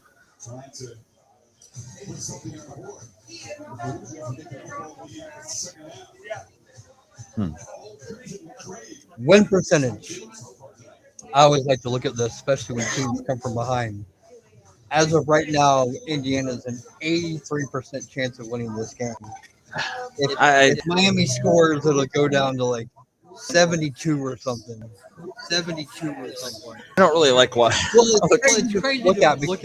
You know, when teams get down 21-0, it's like a 99.9%. I know. There have been times when they've been at 99.9% and they've lost, which is funny. Because you see that when you look back at it, they do it like the stock. It's like the stock market. They'll go do do do do do do. So yeah. Let's see. What will we have to do? We got to come up with something for halftime. You're right. What can we do that? We did our plays of the year and everything, didn't we? In the last week, coaches of the year. Well,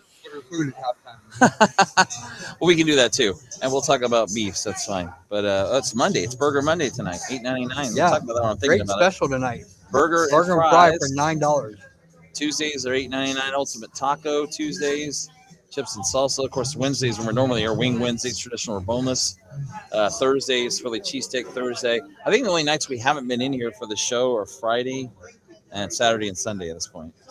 I know we did Monday a couple times. When I have been here on Friday before, we did Thursday. I've got the fish and chips. We did Tuesday some, yeah. So, but $12.99 Big Catch Fridays, $12.99 cheeseburger and wings Saturdays, and the $2.99 Kids Combo on Sunday.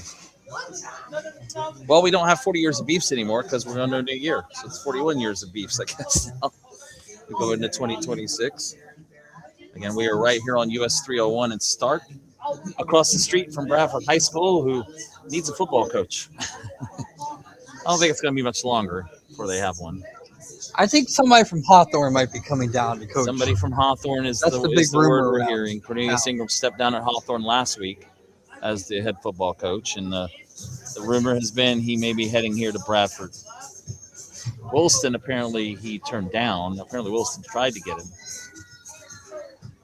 And Mike Rideout told me last week he had heard the Villages got into it as well, but I don't know if that's anything that's really gotten any traction. Now, that's a place that can pay you some money, I'm sure. The oh, yeah, I went there for a basketball playoff game, and I was blown away by the facilities they have at the Villages, which is why they host state championships for the Sunshine State Athletic. Their football field looks like a division. It looks like a Division II stadium. And Division II college. I've heard. They have So multiple football fields. Baseball and softball field are nice. The gym is $1 million stadium. yeah, and I remember going to the old school, and those facilities are something. But this one's even better. Oh, we got former Auburn coach Dean Chisholm is doing the film room. Oh, For that's right. ESPN. I forgot they I'm do trying that to see who broadcast was too. on it.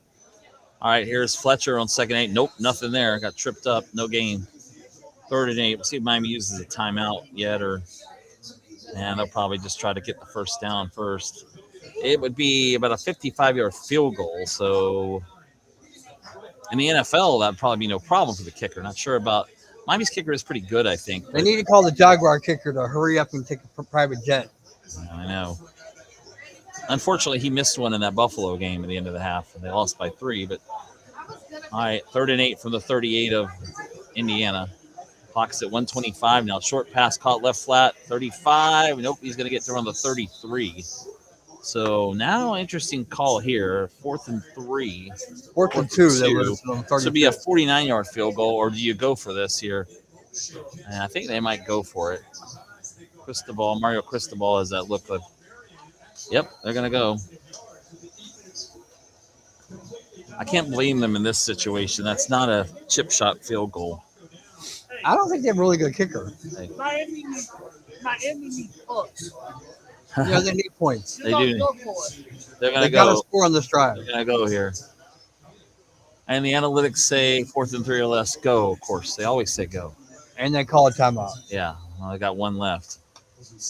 But actually, I say they don't have a kicker, but I think the kicker is how they won the game against Texas A&M. I think, Indiana's kicker either won the Groza or was up for it. No, I think it was Oklahoma kicker won the Groza. No. Well, ESPN put out the All-American team the other day. Yeah. I responded to one of the writers, Heather Dennett. They picked the second team kicker was the guy from Ole Miss, which is hard to argue with him because he was 31 at 35. Right. And I'm trying to remember who the other kicker was, the actual first team kicker. The name escapes me right now, but I'll look it up. Yeah, Carter Davis is 14 of 16 on the season, long of 53. So, yeah, they're going to kick. It's going to be about 49 yards. That's a 7 of 12. And so I here we emailed, go. and it's going to He be nailed it. good. Oh, no. he missed it. Wide right. Here it is, All-American team. Wow, that's that kind of half from Miami. Davis, it started out, and it just kind of kept rolling right, and it hit the right post or goal post. Yep. Oh, you know who they picked for kicker, first team kicker? Who? The guy from Hawaii. The Japanese guy. Oh, that's right. 27 and 29 field goals. And he made his first 25. But the second team kicker was Lucas Carnero from Ole Miss. And so I sent Heather a nice little tweet saying, did we consider the guy from Georgia Tech?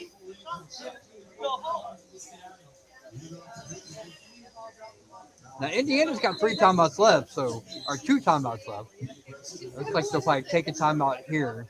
Stop the clock. Oh, wait, no clock's still going. Nah, I think they're going to go to halftime now. But yeah, Kenzia Mazua from Hawaii was the first team All-American kicker. Oh, wait. Okay, they're at the 50 with 8 seconds. They took a left. timeout there. As you said, they got the 3 midfield. seconds. They got 2 left, now 1 left. I'm having a hard time seeing the clock here. But is it 3 or 8 seconds left?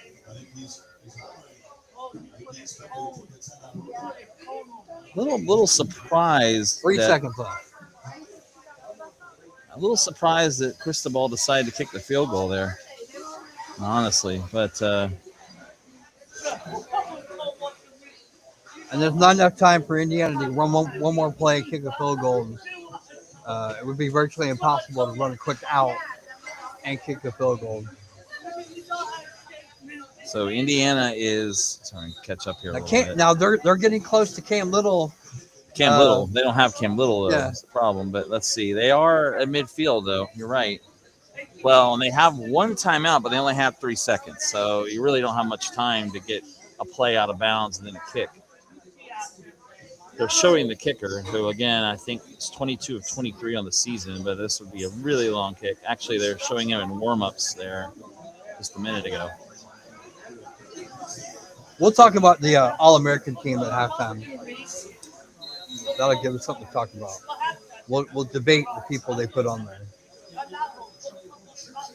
I'm watching the Denver game, and they're kicking a field goal, as it turns out. Denver-Buffalo replay. All right, Mendoza to throw. Now rolls up in the pocket. Going to throw deep. Hail Mary towards the end zone. Incomplete. Knocked down right at the goal line, and that's the end of the first half. So Miami got a drive there on their last possession of the half, but they missed a 49-yard field goal. And Indiana with a 10-0 lead at the half. Total yards at the half, Indiana 169, Miami 69. No turnovers for either team. 11 first downs for Indiana. They're 4-7 on third down. 2 penalties for 15 yards for Miami. 3 first downs, 6 third down. 3 penalties for 26 yards. Miami is 101 on fourth downs. Time of possession, 18:09 for Indiana, 11:51 for Miami.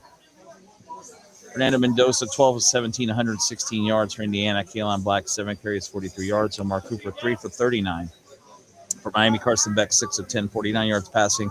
Mark Fletcher Jr., 9 carries, 26 yards. And Daniels had 2 for 32. So we're going to put our headphones down for a minute here and order some food. We'll get back to you here in a few moments. We'll talk, as you said, All-American and some different things on the postseason in just a moment.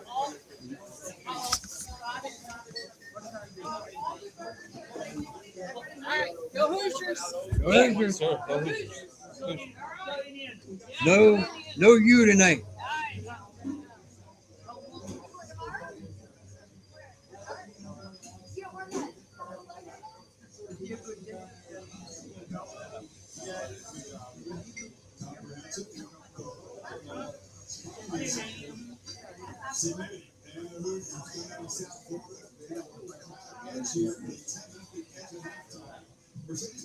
Yeah, as my friend just pointed out.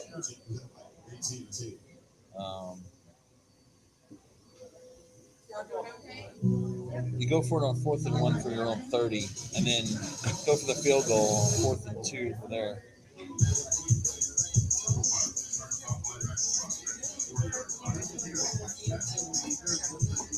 I want to order a burger special. Mayonnaise, lettuce, tomato, pickle, onion. No onion. I basically just want mayonnaise mustard. Just mayonnaise, mustard, pickle. And how do you want to No cook it? pickle. Just mayonnaise and mustard. How do you want to cook it? Any cheese? It doesn't come with it. It's a No, special. no. So just mayonnaise and mustard on the side and straight or curly. Straight. Well, wait, I want curly. Curly's good. Curly's good too. Yeah, I get curly. Do y'all have the crinkle cut? Okay, then curly. Curly, medium mayonnaise.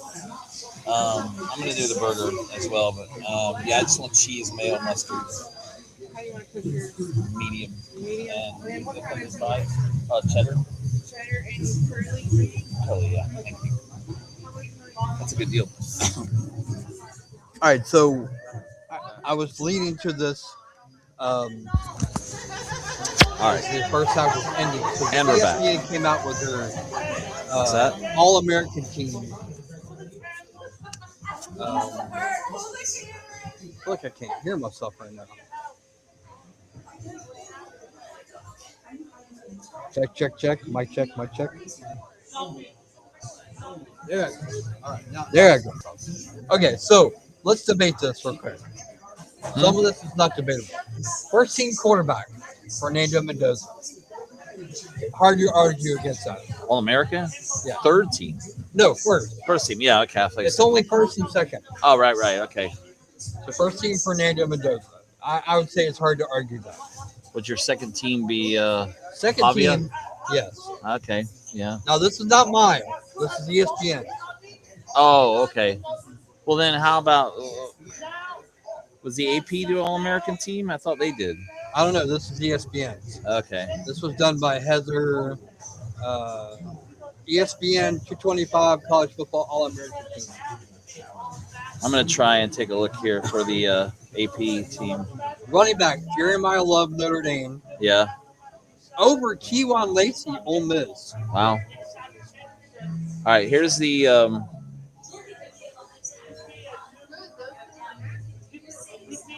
okay, it's the consensus All-Americans. Okay, so I guess that means all the different polls. The NCAA recognized All-Americans selected by AP, AFCA, FWA, TSN, and WCFF, whatever that is. So, yeah, your quarterback, consensus All-American, was Fernando Mendoza, as you said. Your running backs, Ahmad Hardy of Missouri. Yep. Jeremiah Love from Notre Dame. Wide receivers, Skylar Bell from UConn. Makai Lemon. See, he was second team on ESPN. Yeah, Makai Lemon of USC. They didn't mention Jeremiah Smith. Jeremiah Smith of Ohio State. Your tight end, Eli Stowers of Vanderbilt. Yep. Offensive line, Spencer Fano of Utah. Logan Jones of Iowa. Francis Maugoa of Miami. Caden Proctor of Alabama. Carter Smith of Indiana. That's your offensive lineman. You got those? So they went with Hardy and Love for running backs. Second team was Kewan Lacey and some guy never heard of, Cam Cook, Jacksonville State. Oh, yeah. I don't know who that I guy haven't seen them play much. Jeremiah Smith, Makai Lemon. Right. Second team was Skylar Bell from UConn and some guy from San Jose State named Danny Scaruto. Eli Stowers, tight end. The backup second team tight end was from Oregon. Second team offensive lineman Francis Menegoa from Miami. Yeah. Nagoa from Miami. Yeah.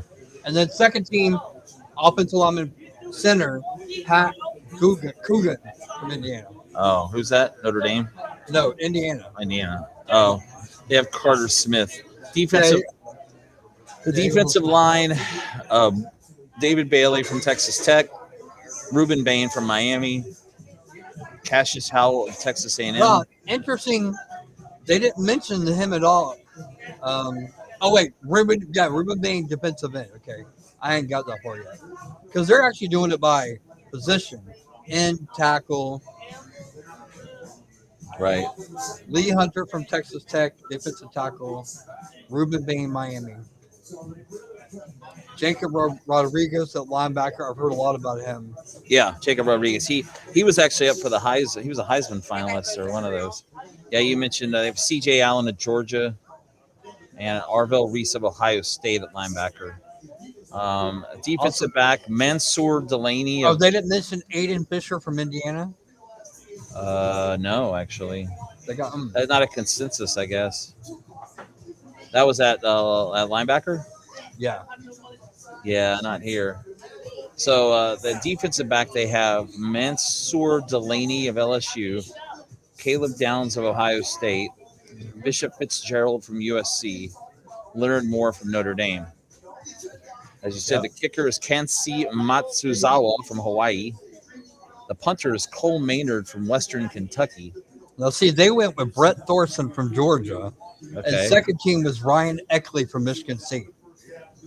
And then they have all-purpose return specialist Casey Concepcion, Texas A&M, Caden Witchin of Iowa. Yeah. And second team they have is Ryan Niblett from Texas. So this is basically the consensus, which means most of the polls. So yeah. Fernando Mendoza was the quarterback for the AFCA, AP, FWA, Athletic, ESPN, PFF, SI, USAT. Diego Pavia was chosen by TSN and CBS, apparently. And then you mentioned Jeremiah Love and Ahmad Hardy. Those were the consensus. There was a guy from Georgia Tech listed as offensive guard, Keelan Rutledge. First team by ESPN. TSN, ESPN, and SI picked him as a first teamer. So, of course, I don't see any Florida players. Why would there be? Aiden Fisher, yeah. He was AFCA, FWA, CBS. We do have, even though this is the last official college game, we do have two All-Star games coming up pretty soon with the Right. Senior Bowl, which I think is in Mobile still, Yeah. and then there's another one that's like the East-West Shrine Classic. That used to be in San Fran. That should be coming up soon. In fact, the Senior Bowl will be probably in between the championship game and the Super Bowl. Um, So I believe Indiana gets the ball to start the second half because I believe Miami started. yeah, they do. What is this? Roger confirmed that Indiana will Yes, he has. get the ball second half. The Hula Bowl already happened, January 10th in Hawaii. Or it's not in Hawaii. It was at DeLand, Spec Martin Stadium this year. Oh, Even though it used to be I did watch the other day. I watched a high school All-Star game. It was in Hawaii. There was today, by the way, there were high school basketball games on ESPN. Yeah, I saw that too. This was the Polynesian Bowl. Yeah. But it was so weird because what came Saturday night, Sunday night, it was daylight. I can't watch. It's hard to watch football. Yeah. Like that. So the East West Shrine Bowl is a week from tomorrow, January 27th at Frisco, Ford Center at the Star. Frisco, okay. The Senior Bowl will be the following Saturday, the 31st, in Mobile. The Senior Bowl, 2:30. NFL Network will televise East West Shrine Bowl, the Senior Bowl, and then this is a new one. I don't know about this one. February 21st. That's my birthday. The HBCU Legacy Bowl in New Orleans. Yeah, that one's been going on for a while. It's At Tulane Stadium, Ullman Stadium, 4:00 kickoff. Team Robinson against Team Gaither. I like that. So those are your All-Star games. Oh, apparently there's a Tropical Bowl.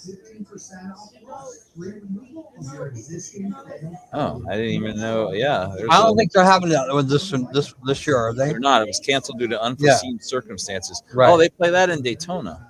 Yeah, I didn't know about that one. yeah. Well, when you got so many, you're getting the minor people. So this game's the first year they played in 2016 was in North Miami Beach. Then they had it in Daytona for 3 years. They played it in DeLand in 2020, Celebration in 2021, and then Camping World Stadium 2022 and 23, and then Daytona the last 2 years. So yeah. So this Legacy Bowl, it's sponsored by the Black College Football Hall of Fame.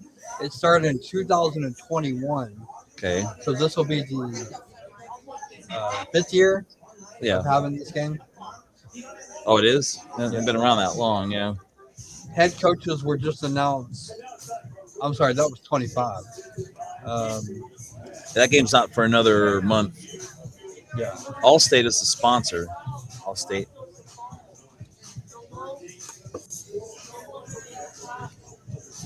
Yeah, the Bulls teams are named after Jake Gaither, coach of Florida A&M from 1945 to 73, and Eddie Robinson, coach of Grambling State. This is crazy. 1941 to 1997. 56 years. Of course, he retired as the all-time winningest coach, but was later passed by Bobby Bowden and Joe Paterno. So, yeah, that's the 5th year, as you said. I think they've had it in New Orleans every year so far. That I don't know. Let's see.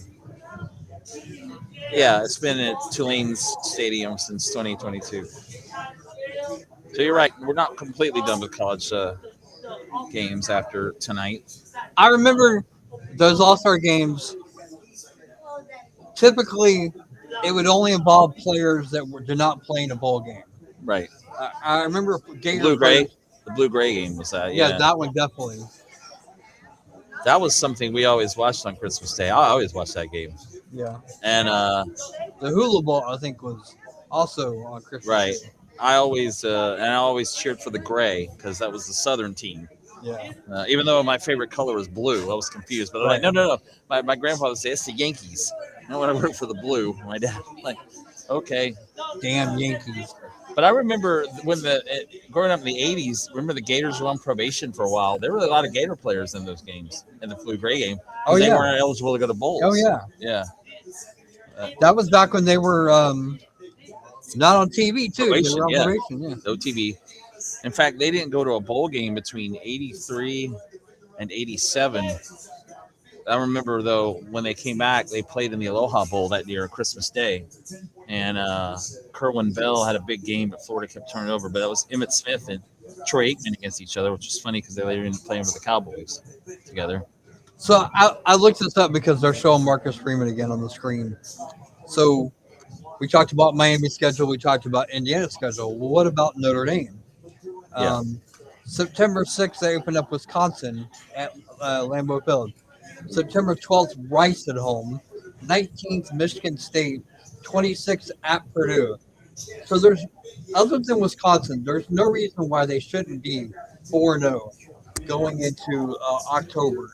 Then they go to North Carolina. At the end of October, they get Navy at home. Yeah. November 7th, Miami at home. November 21st, Boston College.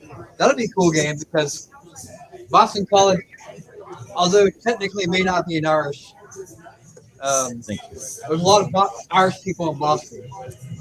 Yep. Oh, and I just saw this at Notre Dame add BYU to the schedule. Oh, that'd be a good game. You're basically your only two independent. Well, no, Oh, BYU's they replaced USC. Ah, okay. Oh, thank you. Thanks.